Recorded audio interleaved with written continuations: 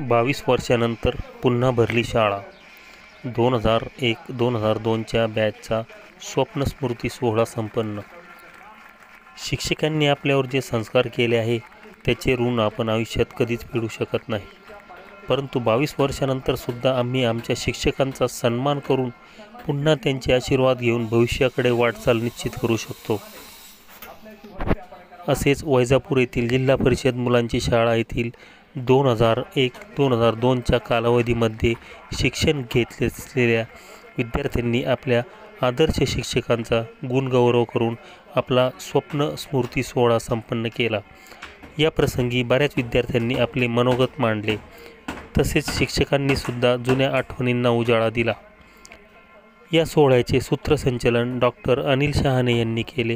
तर हा सोहळा यशस्वी होण्यासाठी डॉक्टर ईश्वर अग्रवाल, चंद्रभान घाटे, जितेंद्र पवार, प्रमोद गायकवाड, सचिन खोमने, निलेश रोठे, किशोर बसवेकर, युनुस तांबोळी, विकास शिंदे, सचिन गायकवाड, अकबर पठाण, योगेश साठे, अनिल पवार, सचिन दाढे यांनी मोलाचे सहकार्य केले. आणि श्री आनंदभाऊ त्रिभुवन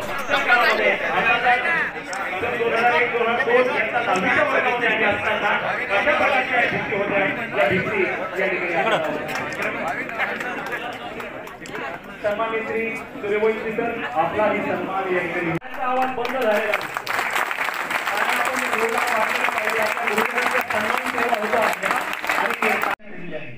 सर्व गुरुजनांना नतमस्तक होऊन सुरुवात करतो. आई वडिलांनंतर जर आपल्याला आयुष्याला आकार देत असेल तर ते म्हणजे आपले गुरुवडील. आणि घरानंतर जर कोणती वास्तू आपल्याला जगण्याचा मार्ग शिकवत असेल तर ती म्हणजे आपली शाळा. म्हणूनच मला म्हणायचे वाटते, आवडते मज मनापासून ही शाळा, आवडते मज मनापासून ही शाळा, लावते लळा जशी माऊली बाळा. शाळेत सर्व गुरुजनांना नतमस्तक होऊन सुरुवात करतो. आई वडिलांनंतर जर आपल्याला आयुष्याला आकार देत असेल तर ते म्हणजे आपले गुरुवडील. आणि घरानंतर जर कोणती वास्तू आपल्याला जगण्याचा मार्ग शिकवत असेल तर ती म्हणजे आपली शाळा. म्हणूनच मला म्हणायचे वाटते, आवडते मज मनापासून ही शाळा, आवडते मज मनापासून ही शाळा, लावते लळा जशी माऊली बाळा. शाळेत रुग्णांची देवता असतात, ईश्वर असतात, डॉक्टर ईश्वर अग्रवाल तुमच्या यांकडे आहे. कृपया विनंती असते होते. आणि कदाचित तुम्हाला आठवेल की आपण भेटलो होतो, डब्बा खाल्ला होता वगैरे वगैरे. सर्वप्रथम जेव्हा मी आलो इथे तेव्हा मी पुणे सरांच्या पाया पडलो यासाठी की मी बघितलं की त्यांची फेमस जी काठी होती ती त्यांच्याकडे आहे का नाही. कारण मी लेट झालो, ब्लॅक रूम. त्याच्यामुळे त्याच्यानंतर मी इथं बसलो. खूप आठवणी आहेत ह्या शाळेनं जे दिलेलं आहे आपल्याला. मला वाटतं त्याची भरपाई आपण आयुष्यात कधीच करू शकणार नाही. आपण जिथे उभे आहोत, ज्या ज्या आपल्या आपल्या क्षेत्रामध्ये आपण आहोत, तिथे ह्या सर्व गुरुजनांनी दिलेलं ज्ञान, त्यांनी दिलेली शिकवण, ह्याच्यामुळेच आपण पोहोचलेलो आहोत. आणि याचं ऋण मला वाटतं आयुष्यभर आपल्या डोक्यावर राहणार आहे. आणि ते आनंदाने वागवायला आम्ही सर्व विद्यार्थी तयार आहोत. आठवणींची सुरुवात कुठून करावी ते कळत नाही, कारण इतका मोठा आपला काळ या शाळेत गेला.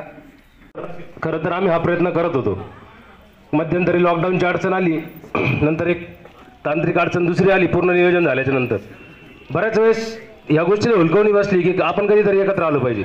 आणि हा मेळावा घेण्याच्या मागचा उद्देश, आपण सगळे एकत्र येत असताना सर आम्ही बघितलं की आम्ही दैनंदिन जीवनात आमच्या जे जगतोय, आम्ही वागतोय, काही गोष्टीची जी शिस्त, काही गोष्टीची जी शिकवण, काही गोष्टीचा जो मार आम्ही त्यावेळेस खाल्ला. कदाचित त्यावेळेस आम्हाला काही गोष्टीचा राग येत होता की सर जास्तच वाच ठेवतात, जास्तच त्रास देतात, जास्तच मारतात. परंतु ज्यावेळेस आम्ही स्वतः पालक झालो आणि ज्यावेळेस आमची मुलं शाळेत जायला लागली आणि त्यांच्या शिक्षकांकडनं ज्या गोष्टीची डिमांड आम्हाला यायला लागली आणि मग आमची किती तळमळ आमच्या मुलांबद्दल व्हायला लागली की आमच्या मुलांनी हे केलं पाहिजे, ते केलं पाहिजे.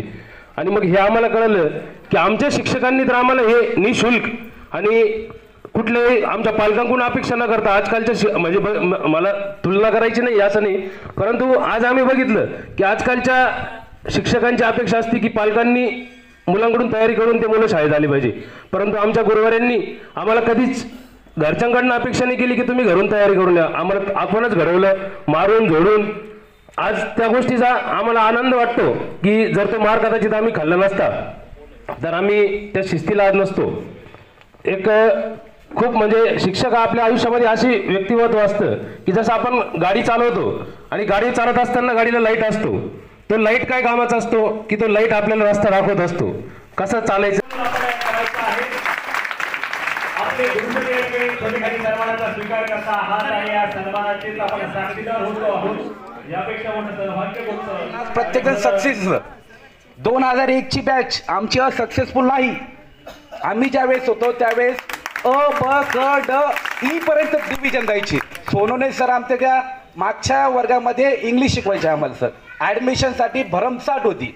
मी माझ्या वतीने माझ्या सर्व मित्रांना एकच इच्छा करतो, आपले मुलं जिल्हा परिषदला टाका. जिल्हा परिषद आपल्याला जिल्हा परिषदचा जो आनंद आहे तो आनंद आपल्याला पुन्हा तसाच पाहिजे. नागरिक झालेलीच आहे, परंतु त्यांना मारायचं तुम्हाला आता आज सांगायला मला काय हरकत नाही.